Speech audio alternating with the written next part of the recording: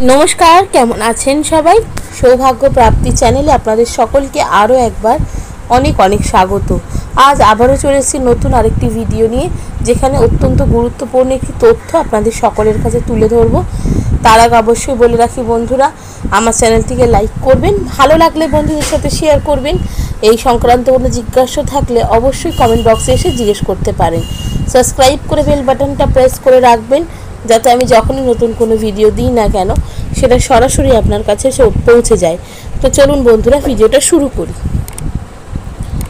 আমরা সকলেই কিন্তু দেবাদিদেব মহাদেবের পুজো করতে পছন্দ করি। বিশেষ রূপে দেখা যায় দেবাদিদেবের কাছে সবাই কিন্তু বেশিরভাগ সময় দুধ নিয়ে আসে তার কাছে অর্পণ করার জন্য। সেক্ষেত্রে আপনারা দেখবেন দুধটি কিন্তু তামার পাত্র করে নিয়ে আসে। এটি অনেকেরই অজানা যে তামার পাত্রের দুধ কিন্তু বিষের সমান। তাই দুধ যদি নিবেদন করারই থাকে আপনারা অন্য কোনো পাত্র নির্বাচন করতে পারেন, যেমন রূপোর পাত্র নির্বাচন করতে পারেন। তামার পাত্র বাদ দিয়ে যে কোনো জিনিস রূপোর করতে পারেন, স্টিলের করতে পারেন, চাইলে মাটির কোনো পাত্র ব্যবহার করতে পারেন।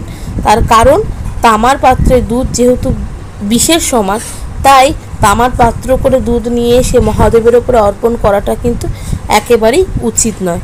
এছাড়া আপনি নানান জিনিস, জল বলুন, জলের মধ্যে নানান রকম সামগ্রী আছে, বহু রকম জিনিস কিন্তু দেবাদিদেবের কাছে অর্পণ করা যায়, বহু রকম জিনিস দিয়ে দেবাদিদেবের পুজো করা যায়। সেক্ষেত্রে অন্য যে কোনো নৈবেদ্য আপনি তামার পাত্রে দিতে পারেন শুধুমাত্র দুধটি বাদ দিয়ে।